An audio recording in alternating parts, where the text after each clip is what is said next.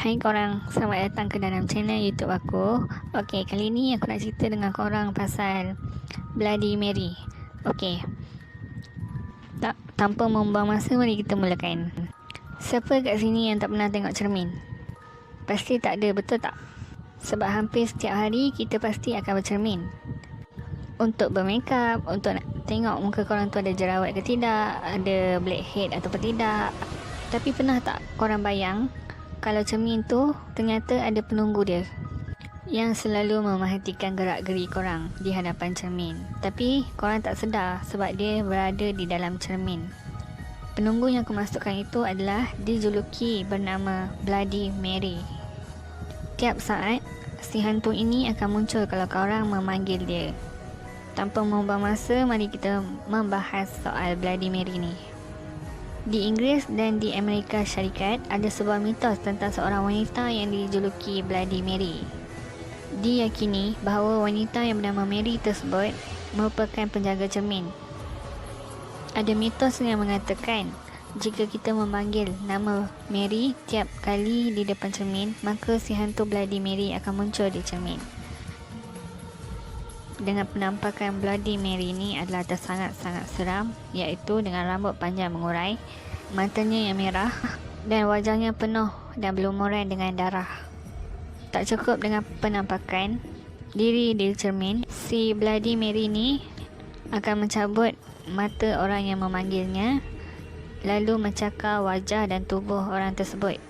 Belum puas sampai di situ, si Bloody Mary ni akan menarik orang yang memanggilnya ke dalam cermin. Maka jadilah orang itu hilang dari muka bumi ini.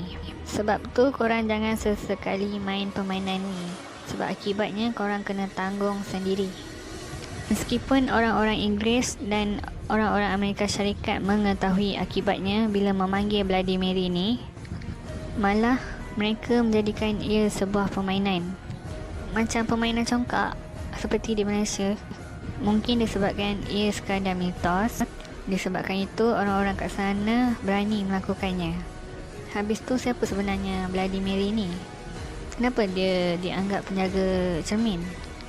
Menurut cerita yang beredar, Mary dahulunya adalah seorang gadis yang sangat jelita dan cantik.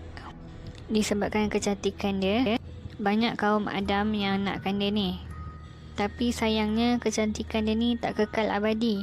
Pada suatu hari, Mary mengalami kecelakaan yang teramat parah dan membuatkan wajah dia buruk dan hodoh. Orang tua Mary ni, selepas Mary mengalami kecelakaan, orang tua dia memang melarang Mary ni untuk melihat cermin, disebabkan takut anaknya mengalami histeria selepas melihat wajahnya yang buruk. Padahal sebelum kemalangan, Mary ni tersangat-sangat suka melihat cermin untuk mengagumi betapa cantiknya diri dia di hadapan cermin. Disebabkan rasa ingin tahu yang tinggi, Mary ni pun memutuskan untuk melihat cermin di malam hari dengan rasa yang berdebar-debar dan mengendap-endap sebab takut ibu bapa dia tahu yang dia melihat cermin. Dia pun pergilah dekat kamar mandi dia, tapi ada yang versi yang kata dia di kamar dia, di bilik dia, untuk bercermin di sana. Tapi yang pastinya dia lakukan benda tu pada waktu malam. Selepas melihat wajah dia di cermin, seperti yang kita jangkakan, si Mary ni histeria. Aku rasa memang patut pun, sebab dia yang dulunya cantik, jelita, terus berubah menjadi hodoh dan buruk. Dan pasti Mary ni tak dapat terima keadaan dia seperti itu. Disebabkan rasa marah yang teramat sangat, si Mary ni pun menumbuk cermin tu sampai berdarah tangan dia. Tak ada angin, tak ada ribut, si Mary ni pun lenyap. Ada yang kata si Mary ni diseret masuk ke dalam cermin. Sebelum diseret masuk, si Mary ni bersumpah akan membunuh setiap orang yang memanggilnya di hadapan cermin. Kesian kan lepas dengar kisah tentang Bloody Mary ni. Selepas wajahnya rosak dan hodoh, dia pula diseret masuk ke dalam cermin. Tapi korang tahu tak, di kehidupan nyata pernah ada wanita yang mendapat julukan Bloody Mary. Wanita itu adalah bernama Mary. Dikatakan dia adalah Ratu Inggeris yang memerintah pada tahun 1550. Mary ni dikenal sangat-sangat kejam dengan rakyatnya makanya dia dijuluki Bloody Mary. Dikatakan Mary ni dia suka memaksa kehendak rakyat dia. Kalau ada rakyat yang membangkang, dia takkan segan-segan untuk menghukum mereka dengan cara yang tersangat-sangat kejam. Cara yang membuatkan rakyat dia memikir 2-3 kali kalau tak nak setuju dengan aturannya. Habis tu Kak Umay dengan cara apa? Maupun menggantung, tetapi dengan cara membakar. Ya, benar. Mary rela membakar rakyatnya hidup-hidup. Ada ratusan dan ribu orang yang dibakarnya semasa pemerintahannya. Kejam betul Mary ni kan. Dia padahal dia perempuan, patutnya dia ada sifat keibuan. Tapi aku tak tahulah Mary ni apa benda. Masa kecil Mary ni bukannya seindah seperti yang kita fikirkan. Masa kecil Mary tak kalah menyedihkan. Dia dibenci oleh ayahnya sendiri.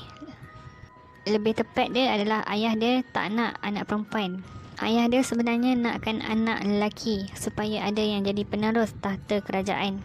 Tetapi yang keluar adalah perempuan, iaitu Bloody Mary.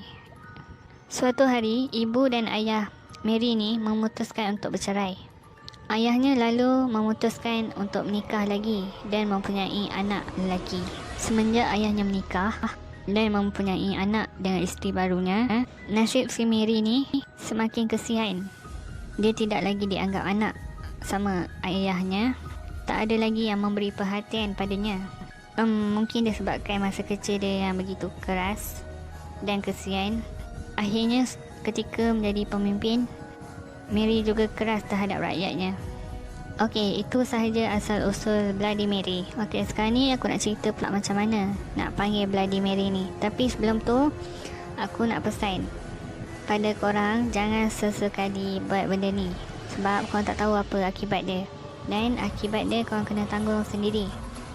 Okey, permainan Bloody Mary ni dilakukan pada waktu malam. Orang yang ingin bermain Bloody Mary ni harus masuk ke dalam bilik air sambil membawa lilin yang menyala. Mereka harus berada di hadapan cermin sambil berdiri dan berkata.